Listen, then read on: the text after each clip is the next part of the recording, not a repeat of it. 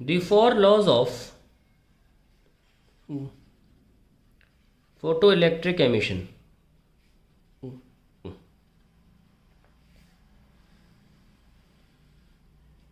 पहला, जैसा जैसा है वैसा वैसा लिख रहा हूँ मैं स्टैंडर्ड वे में, और आपको क्योंकि इतना बता दिया गया एक्सप्लेन, तो मैं इन लॉस को एक्सप्लेन नहीं करूँगा। जो इतना भी एक्सप्लेनेशन है उनको लॉ के फॉर्म में लिखा जा रहा है, आप खुद भी समझ जाएंगे मैं क्या बोल रहा हूँ, आपको जरूरत नहीं पड़ेगी एक्सप्लेनेशन की, सेल्फ एक्सप्लेनेटरी है। Let's write the number of photo electrons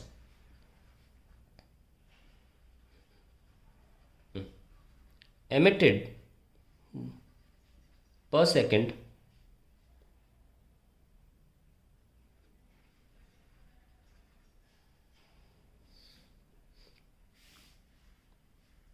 is directly proportional to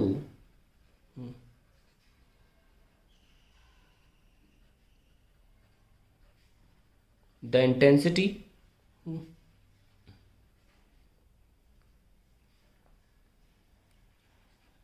of the light incident. Obviously, for a given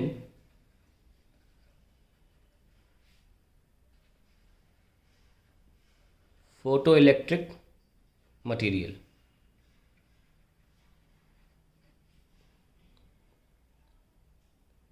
That's it.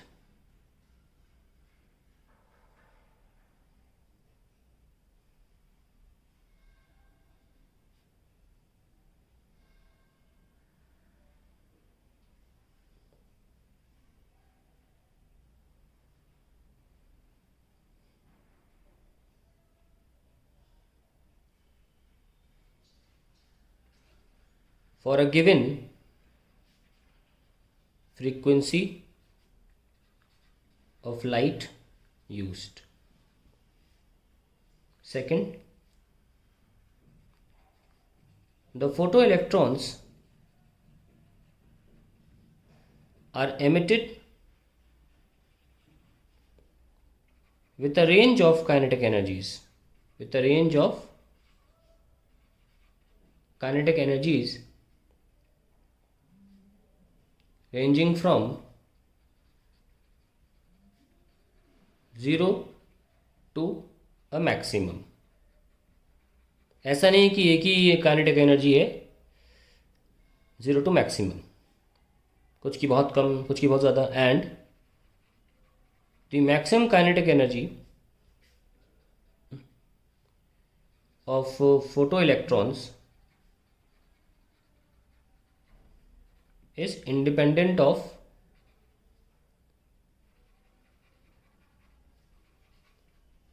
intensity of light.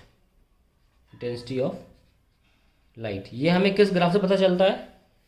हमें ये पता चलता है इस ग्राफ से।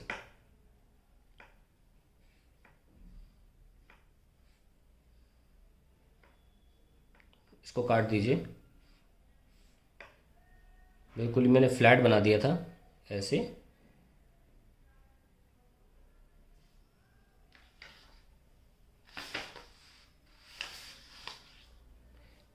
इस ग्राफ से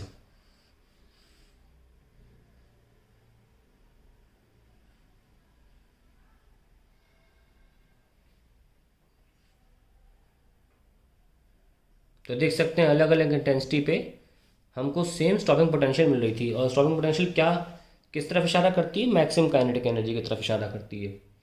तो यही बात सामने आती है इससे। थर्ड और चाहे तो फर्स्ट पॉइंट का था उसके लिए भी ग्राफ बना लें, अच्छा रहेगा कि जिस लॉ को आप समझ रहे हैं उसके लिए ग्राफ भी आपके पास कि photo electrons depend on the intensity. ये हमारा फर्स्ट लॉ के लिए था, फर्स्ट लॉ, और ये हमारा सेकंड लॉ है। थर्ड लॉ जो आएगा वो है the maximum kinetic energy of the photo electrons depends on the frequency of incident light. Frequency of incident light and varies linearly with frequency.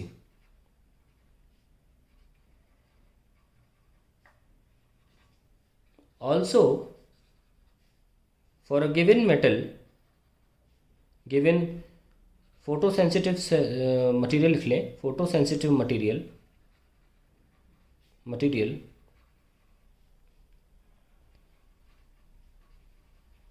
there exists a certain minimum frequency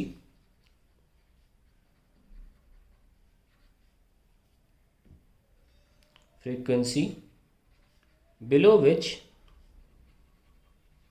no emission of electron can take place. Emission of electron can take place. इसके लिए क्या graph बनाया था हमने?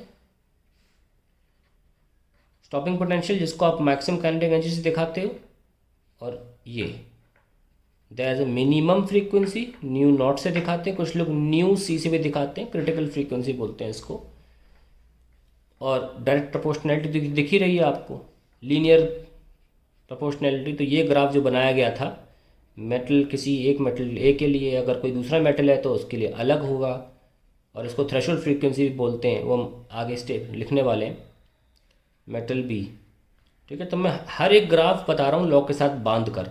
Below which no emission can take place, this frequency is called the threshold frequency.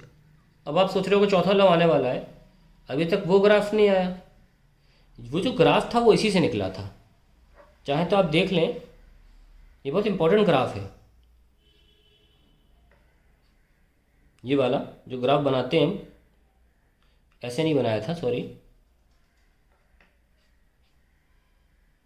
ये है ना, और ये अलग अलग, even though we have kept the same intensity but different frequency पे I get the same current. ये भी साबित करता है कि आपकी काइनेटिक एनर्जी जो है वो इंटेंसिटी पे डिपेंड नहीं करती। ये भी साबित करता है कि काइनेटिक एनर्जी मैक्सिमम वाली डिपेंड करती है फ्रीक्वेंसी पे लीनियरली, और ये भी रिश्ता निकालता है कि काइनेटिक एनर्जी का स्टॉपिंग पोटेंशियल से क्या रिलेशन है। ये ग्राफ सबसे इंपॉर्टेंट है ना। लॉ के साथ जो मैं ग्राफ बांध रहा हूँ, डायरेक्ट जो लॉ है उनके अकॉर्डिंग बांध रहा हूँ, लेकिन ये वाला ग्राफ बहुत इंपॉर्टेंट है, ये तीन चीज़ें दिखाता है आपको। चलिए अब हम बात करते हैं चौथे लॉ की।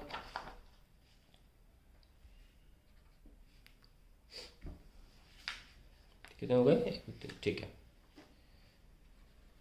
The process of photo emission, यानी कि फोटो इलेक्ट्रिक इफेक्ट जो है, is instantaneous. It takes about 1 nanosecond for a photon to knock out the electron, और ये इतना इम्पोर्टेंट लॉ है कि इस अकेले लॉ ने सबसे पहले खारिज किया वेव थ्योरी ऑफ लाइट को when it comes to explaining photo electric effect. सबसे पहले ये ही सबसे बड़ी वजह बनी थी कि वेव थ्योरी इस फोटो इलेक्ट्रिक इफेक्ट को साबित नहीं कर पाई। अभी देखना इसका कितना महत्व है, पीछे के 3 लॉ से ऊपर है। ये साबित कर देता है कि हमारा जो फोटो इलेक्ट्रिक इफेक्ट है वो पार्टिकल थ्योरी ऑफ लाइट पे ही समझाया जा सकता है। तो 4 लॉ हो गए। अब हम देखेंगे कि कैसे wave theory of light in चारों के चारों सिद्धांतों को समझाने में फेल हो जाती है। हालांकि जो पहला लॉ है वो वेव थ्योरी से समझाया गया था, लेकिन बाकी जो 3 लॉ हैं, लॉ 2, 3 एंड 4, किस तरीके से वो फेल हो गए वेव थ्योरी के द्वारा समझाने में। और ध्यान रखें, मैं जो भी अपने पेन से लिख रहा हूँ ये टोटली बोर्ड एग्जाम में पूछे गए सवाल है। कैसे?